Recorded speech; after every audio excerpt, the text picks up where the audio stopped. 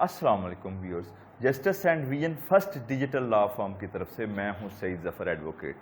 Viewers, आज मैं आपको बताऊंगा the prevention of electronic crime act 2016, जिसको उर्फ़ आम में पीका कहते हैं, उसका सेक्शन 13 क्या है। ये बड़ा अहम सेक्शन है। इसको कहते हैं इलेक्ट्रॉनिक फोर्जरी, यानी कि कोई इलेक्ट्रॉनिकली किसी बंदे से कोई चीज़ फोर्ज करे, उसको धोखा दे या उससे कोई चीज़ बटोरे, तो उसकी क्या सज़ा है, उसको कितनी सज़ा मिलती है।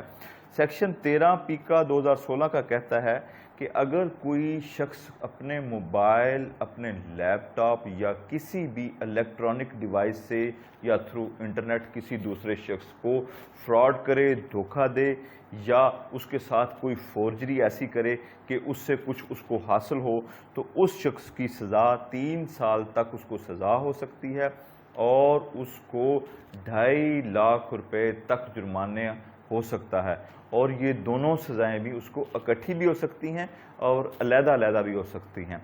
बड़ा अच्छा ये कदम उठाया पीका 2016 में हुकूमत ने, ताकि लोग इलेक्ट्रॉनिकली इसको दूसरों को सड्यूस ना कर सकें, तरगीब देके फ्रॉड ना कर सकें।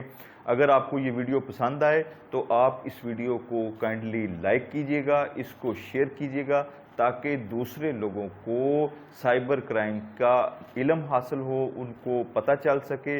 और अगर आपको कोई क्वेश्चन हो, कोई क्वेरी हो, तो मेरे व्हाट्सएप नंबर पे आप हमें कांटेक्ट करें। हम वॉइस मेल का जवाब देंगे, आपको बताएंगे। बहुत शुक्रिया, थैंक यू।